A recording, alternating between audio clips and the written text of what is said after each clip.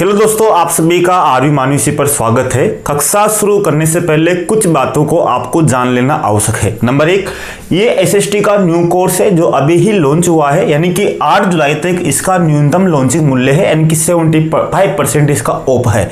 पहले तो आप ये जान लीजिए कि ये कोर्स यानी कि आपको पास अगर एसएसटी का संपूर्ण कोर्स पहले से ही है तो आपको इसको नहीं खरीदना है, ये कोर्स उसमें ऐड हो जाएगा।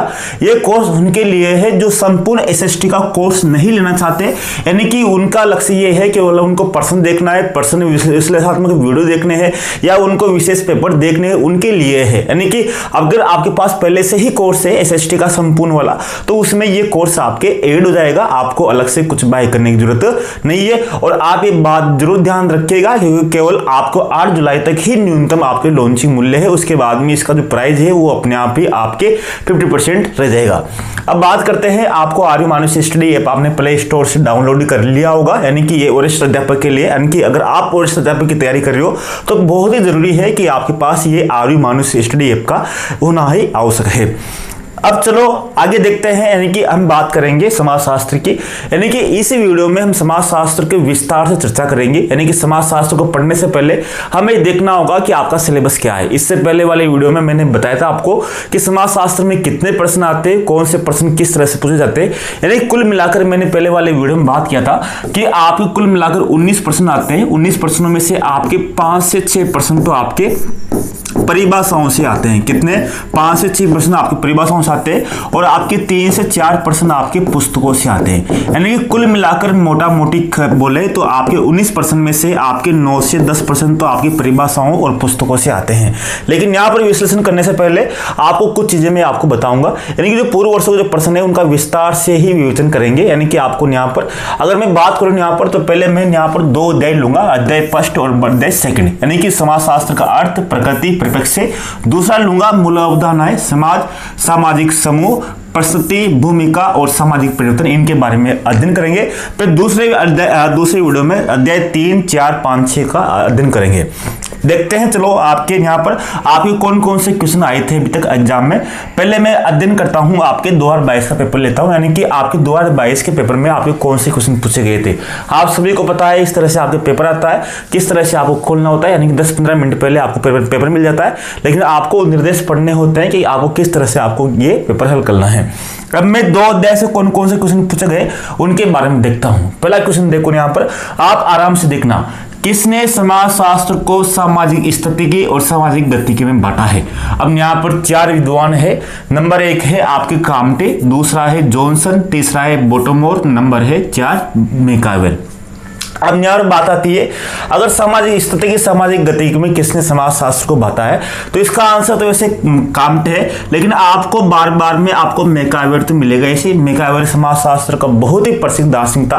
अगर मैं अगस्त काम्टे की बात करूं, यानी कि इसका पूरा नाम है अगस्त काम्टे। अगस्त काम्टे की बात करूं तो ये कहाँ का रहने वाला था? ये फ्रांस का रहने वाला था। कहाँ का था? फ्रांस का रहने वाला था। अगर बात करो तो फ्रांसीसी क्रांति 1789 में हुई थी। फ्रांसीसी क्रांति कब हुई? तो फ्रांसीसी क्रांति हुई 1789 में, और ये अगस्त काम्टे कहाँ का रहने वाला था? फ्रांस का रहने वाला था। और 1789 में जो क्रांति हुई, फ्रांसीसी क्रांति हुई, तो अगस्त काम्टे का जन्म भी कब हुआ? 1789 में हुआ। दोनों आपको यहाँ पर ध्यान देना होगा। समाजशास्त्र यानी कि अगस्त काम्टे क्या था? अगस्त काम्टे समाजशास्त्र को विज्ञान बनाना चाहता था। क्या बनाना चाहता था? यानी कि समाजशास्त्र को विज्ञान बनाना चाहता था। इसका उद्देश्य था कि समाजशास्त्र को एक शुद्ध विज्ञान बनाया जाए। शुद्ध विज्ञान बनाने के लिए इसने समाजशास्त्र को 2 भागों में बांटा, सामाजिक स्थिति और सामाजिक गतिविधि। इसी तरह से अगर आप बात ध्यान दोगे तो आपने एक नाम पर जेएस मिल का नाम सुना होगा। अगर आपने दर्शन शास्त्र पढ़ा होगा तो जेएस मिल कौन था? जेएस मिल में आप दर्शन शास्त्र पढ़ोगे तो जेएस मिल यानी कि बेंथम और जेएस मिल आपने नाम सुना होगा उपयोगितावादी में। तो जेएस मिल ने यानी कि जेएस मिल ने किसको? समाजशास्त्र को इथोलॉजी कहा था। क्या था? कहा था इथोलॉजी, कहा था इथोलॉजी की संज्ञा दी थी। और यह भी कहा था कि समाजशास्त्र यानी कि समाजशास्त्र क्या कहा था? समाजशास्त्र दो निम्न भाषाओं की अवय संतान है, यानी कि 2 निम्न भाषाओं की क्या है? संतान है। यानी कि समाजशास्त्र यानी कि किसी विद्वान ने कहा था कि समाजशास्त्र 2 निम्न भाषाओं की संतान है, और सर्वप्रथम इन्होंने ही समाजशास्त्र नाम दिया था। यानी कि किसी विषय का यानी कि समाजशास्त्र इन्होंने ही इसका नाम दिया था। इसी तरह से अगर समाजशास्त्र की ओर बात आती है, आपकी बहुत सारी चीजें आती है जो आपको यहाँ पर ध्यान देना होगा। अगर मैकाइवर पेज के समाजशास्त्र में बहुत ही अच्छी बात आती है जो आपको यहाँ पर दे रखी है, सामाजिक संबंधों का जाल को हम क्या कहते हैं, तो समाज कहते हैं। लेकिन आपको यहाँ पर बात आती होगी सामाजिक संबंधों को क्या कहते हैं, जाल को कहते हैं। लेकिन इसी तरह से अगर आप कहा जाए कि सामाजिक संबंधों में, यानी कि सामाजिक संबंधों की बात हो जाएगी जिसमें, यानी कि मैं आपको 2-3 चीजें बताऊंगा, उनको आप कंटेस्ट याद कर लीजिए, आपकी उसमें आप आंख मीच के आप उन पर टिक लगा सकते हैं।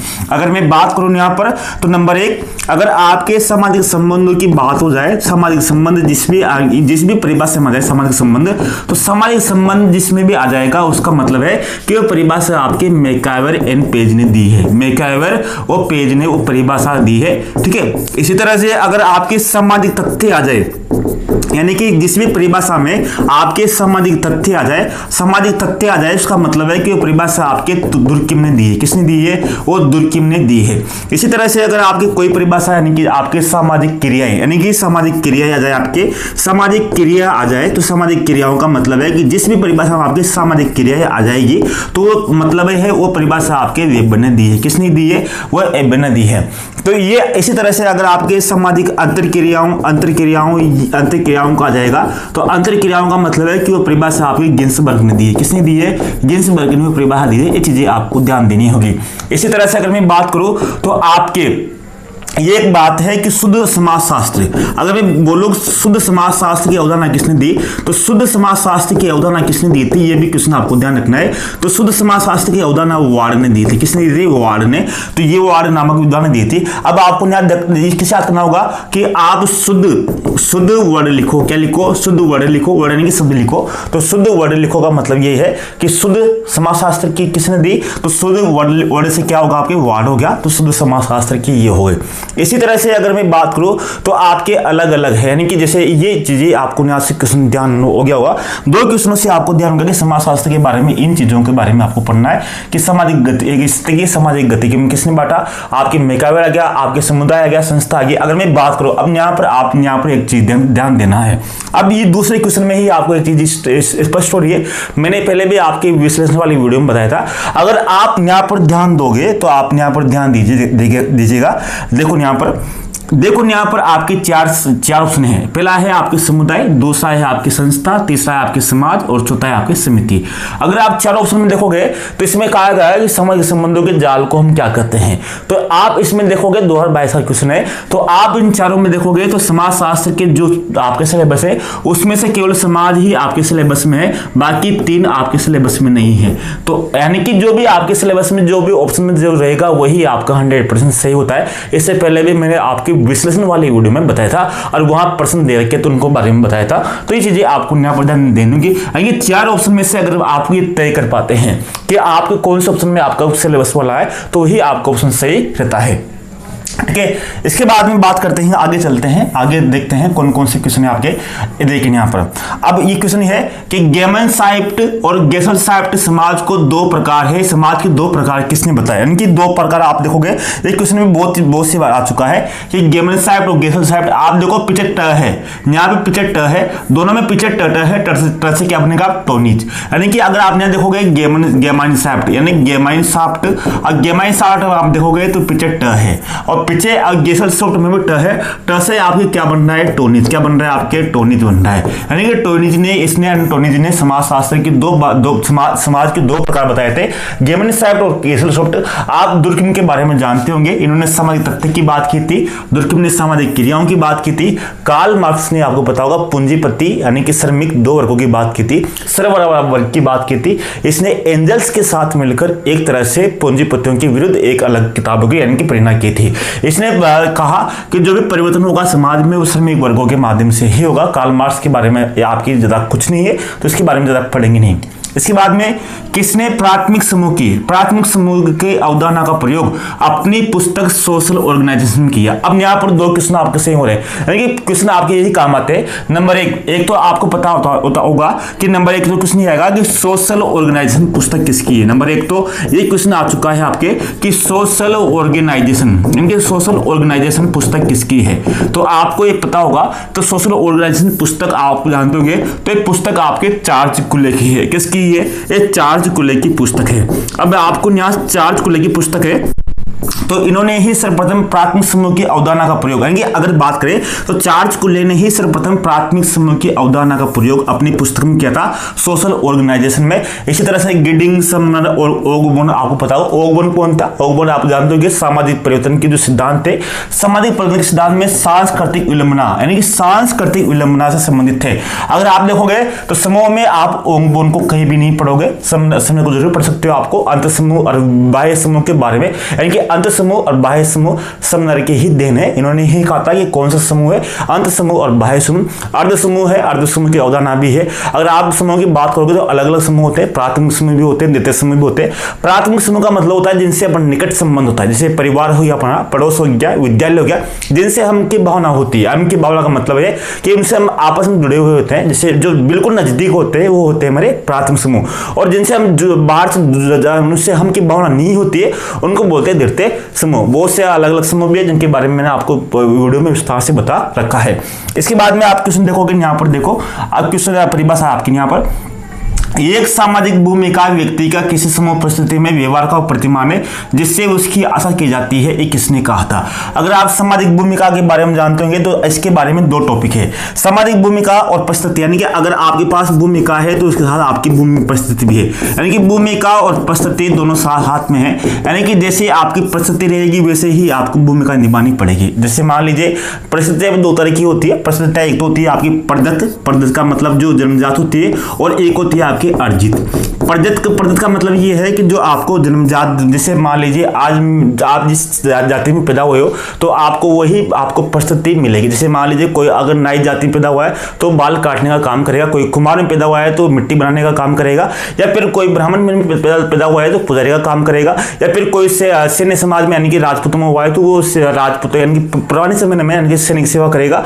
तो अलग अलग प्रदत्त होती है। एक होती है अर्जित, यानी कि एक तरह से प्राप्त करना, जैसे शिक्षा के माध्यम से आप कोई पद प्राप्त करते हो, यानी कि आप मेहनत के बल से, यानी कि आप जन्मजात उसको प्राप्त नहीं करते, आप उनको शिक्षा के माध्यम से प्राप्त करते हो, या कोई विशेष योग्यता खेल के माध्यम से प्राप्त करते हो तो उसको बोलते हैं अर्जित परिस्थिति। जैसे मान लीजिए आप शिक्षा प्राप्त करोगे, कोई टीचर बनोगे तो आपको एक तरह से परिस्थिति मिल जाएगी आपको टीचर की, तो वो जो परिस्थिति आपको मिलेगी उसी के अनुसार आपको भूमिका निभानी पड़ेगी, उसको बोलेंगे भूमिका। जैसे मान लीजिए एक माँ है तो माँ एक घर पर रहती है, तो घर पर रहकर जो एक तरह से उसकी जो भूमिका होती है वो एक माँ की होती है, लेकिन साथ में ही अगर वो एक पत्नी के सामने, पति के सामने उसकी पत्नी की भूमिका होती है, साथ में उसकी माँ के सामने उसकी भूमिका एक बेटी की तरह होती है। अब मान लीजिए नौकरी करती है तो नौकरी करने में मान लीजिए स्कूल में जाती है तो उसकी भूमिका एक अध्यापिका होती है, यानी कि एक ही व्यक्ति की अलग अलग भूमिका हो सकती है। जैसे मान लीजिए आज मैं आपको पढ़ा रहा हूं तो मेरी भूमिका आपको अध्यापक के रूप में है। अब मैं घर पे हूं तो घर पे के रूप में, मेरी पत्नी के रूप में मेरे पति का भूमिका है, मेरे बच्चों के सामने मेरे पिता की भूमिका है, यानी कि एक ही व्यक्ति की अलग अलग भूमिकाएं हो सकती है। और इन भूमिकाओं में बहुत सी बार संघर्ष भी होता है। जैसे मान लीजिए आज कलेक्टर का बेटा है और कलेक्टर के बेटे ने कोई अपराध कर दिया तो उसके सामने ये समस्या आ सकती है कि उसको पकड़े या नहीं पकड़े, क्योंकि कलेक्टर भी उसका पिता भी है। तो अलग अलग इसके बारे में विस्तार से मैंने आपको बात कर रखी है। तो भूमिका और परिस्थिति के बारे में आपको यहाँ पर ध्यान देना होगा, ठीक है। तो ये चीजें हैं आपके। अब ये पुस्तक है व्हाट इज सोशियोलॉजी, पुस्तक किसने लिखी? तो इंकल्स की पुस्तक है, ये आपको यहाँ पर ध्यान देना होगा। अगले बात करते हैं, आगे देखोगे निम्न में से कौन सी सामाजिक परिवर्तन की विशेषता नहीं है? सामाजिक परिवर्तन की यहाँ पर बात हुई तो सामाजिक परिवर्तन क्या है? सामाजिक परिवर्तन का मतलब है कि सामाजिक संबंधों में होने वाले परिवर्तन को सामाजिक परिवर्तन कहते हैं। अब सामाजिक संबंध है उनमें परिवर्तन धीरे धीरे होता है। अगर मैं बात करूं तो सामाजिक परिवर्तन के बहुत से सिद्धांत हैं, जिनमें से आपको एक दो सिद्धांत तो आपको ध्यान देने होंगे। एक तो आपको आंगबन का सिद्धांत, जो आंगबन का जो सिद्धांत है वो आंगबन का सिद्धांत है सांस्कृतिक विलंबना का सिद्धांत। सांस्कृतिक विलंबना का सिद्धांत आप जानते होंगे क्या है? सांस्कृतिक विलंबना यानी कि ये क्या कहता है? विलंबना, सांस्कृतिक विलंबना सिद्धांत का मतलब ये है, ये आंगबन ये मानता है कि सांस्कृतिक विलंबना का मतलब दो तरह की संस्कृतियां होती है। एक होती है भौतिक संस्कृति, भौतिक संस्कृति होती है, और एक होती है अभौतिक संस्कृति। यानी कि दो तरह की संस्कृतियां होती है, एक भौतिक एक अभौतिक, दो तरह की संस्कृतियां होती है। तो अभौतिक संस्कृति का मतलब क्या होता है? अभौतिक संस्कृति का मतलब जो तो ये होता है जो हमें दिखाई नहीं देती, यानी कि जिनको छू नहीं सकते, जिनको देख नहीं सकते, वो होती है अभौतिक। और भौतिक का मतलब जो इनको हम देख सकते हैं, जिनको छू सकते हैं, उनको बोलते हैं भौतिक। जैसे भौतिक में मतलब आप पेशेंट देख लो, आप वर्तमान के पेशेंट देख लो आप, या आप वर्तमान का रहन सहन देख लो आप, और वर्तमान की जो आपके परिवेश देख लो।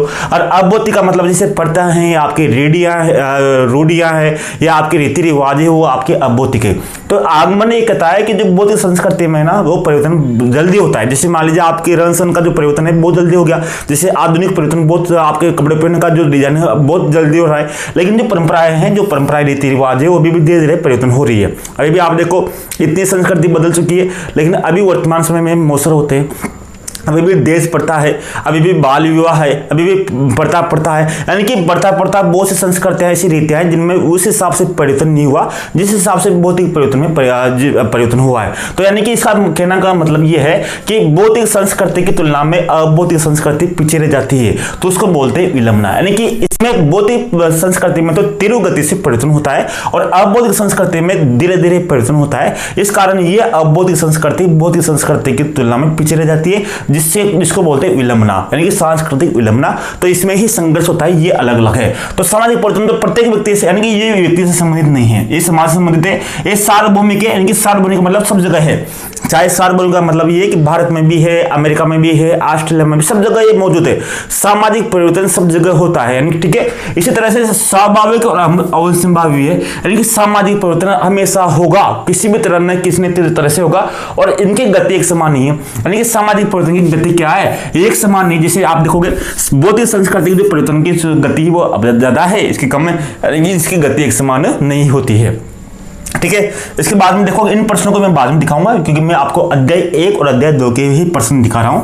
आगे देखोगे तो आप यहां देखोगे तो यहाँ एकती का वो पद है जिसे व्यक्ति किसी समूह में अपने लिंग, आयु, परिवार, वर्ग, व्यवसाय, विवाह, उपलब्धियों आदि के परिस्थिति प्राप्त करता है, क्या कहलाता है, वह परिस्थिति कहलाता है। परिस्थिति जैसे मान लीजिए उसने लिंग के अनुसार महिला पुरुष का पद प्राप्त किया, आयु के अनुसार जैसे आयु मान लो उसके आयु कम है तो बालक का पद प्राप्त किया, परिवार में अमीर या गरीब का जो हो वर्ग वो कौन सा है, यानी कि उनके अनुसार ही वो जो पद प्राप्त करता है उसको बोलते हैं परिस्थिति। क्या बोलते हैं उसको, परिस्थिति बोलते हैं। भूमिका तो फिर उसके अनुसार जो भूमिका निभाता है। इसी तरह मुख्य परिस्थिति की अवधारणा किसने दी थी, तो आपको पता होगा E.T. हिलर ने इसकी अवधारणा की इसने दी थी। ठीक है, एक क्वेश्चन है आपके यहाँ पेपर फर्स्ट में आपको बता दिए। तो ये 2022 के क्वेश्चन थे जो मैंने आपको बताया। तो अब आप 2018 के क्वेश्चन देखना अध्याय 2 से संबंधित। यहाँ पर मैं थोड़ा जल्दी बता देता हूँ ताकि आपको समस्या रहे कि देखो यहाँ पर, अब यहाँ पर देखो क्वेश्चन है समाज, यानी कि क्वेश्चन देखो 2018 का पेपर है, ये आपके 2022 के मैंने बता दिया, ये आपके 2018 का पेपर है। तो यहाँ पर आपको देखना है 2018 का पेपर है,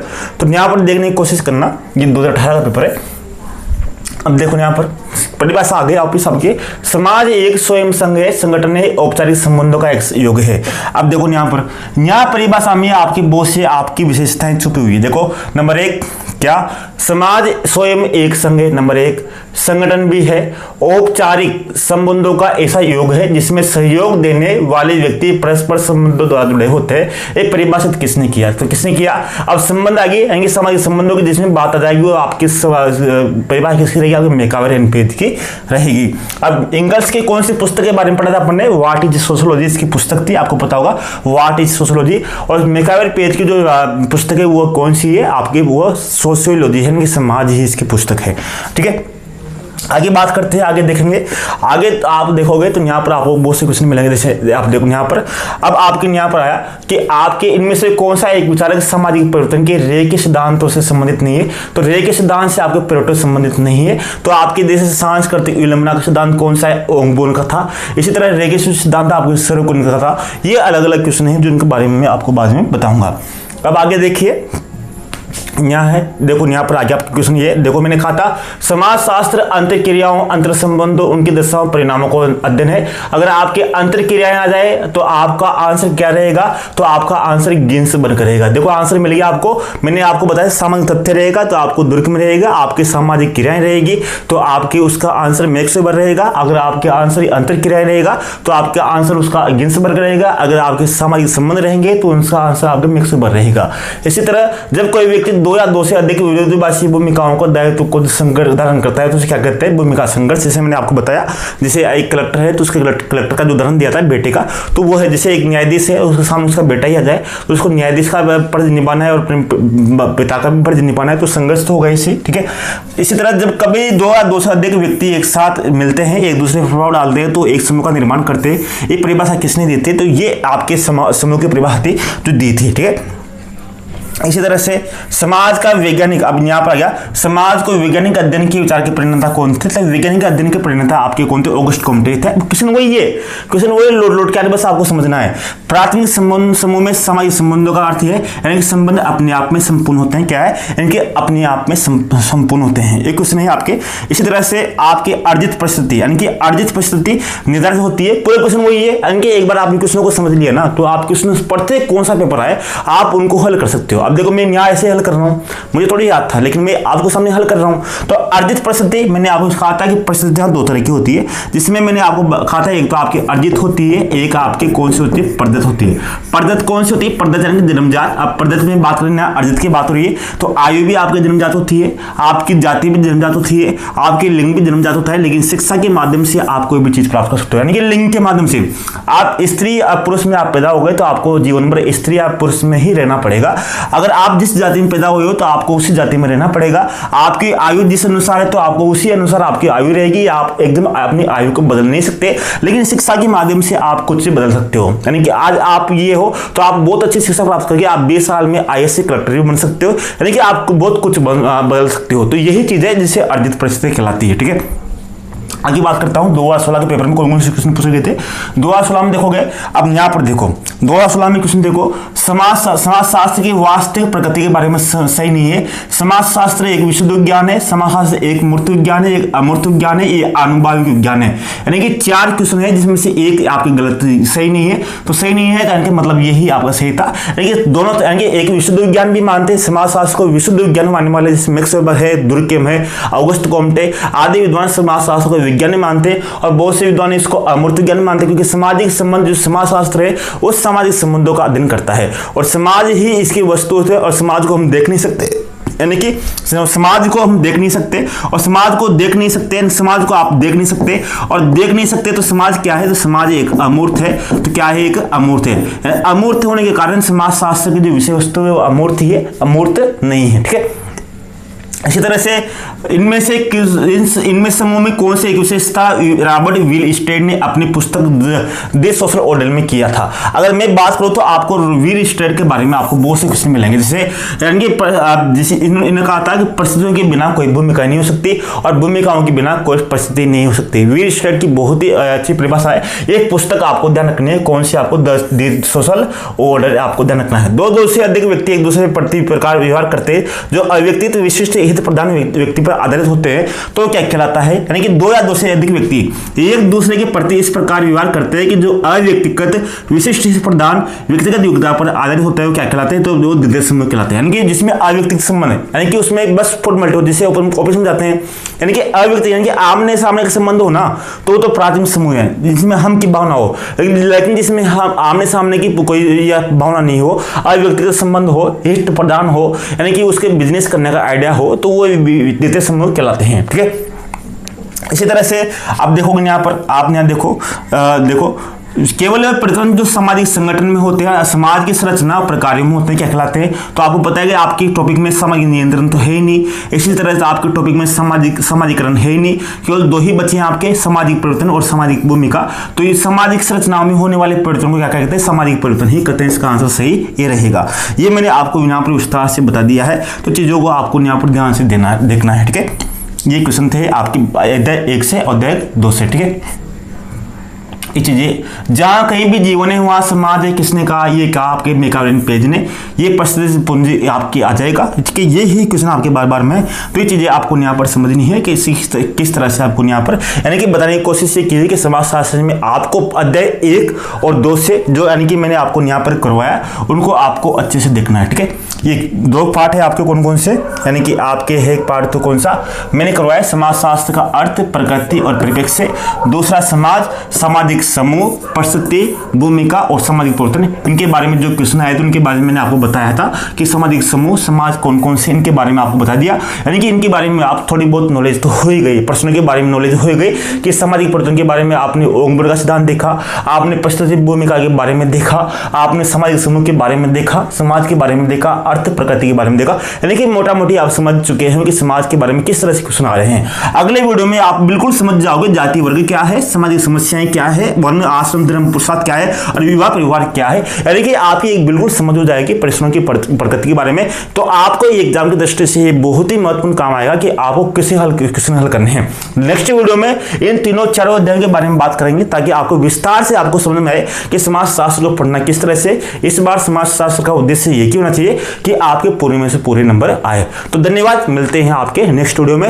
और एक बात ज्यादा आपको जरूर ध्यान रखना कि 8 जुलाई आपके कहीं निकल नहीं जाए, इसको आपको यहाँ पर ध्यान रखना है। आप भूल मत जाना, बाद में आप बोलोगे कि हम सब पता ही नहीं था। तो इस चीज को आप जरूर ध्यान रखना कि 8 जुलाई तक ही इसका लॉन्चिंग रहेगा, उसके बाद में नहीं। धन्यवाद, नमस्कार, जय हिंद दोस्तों।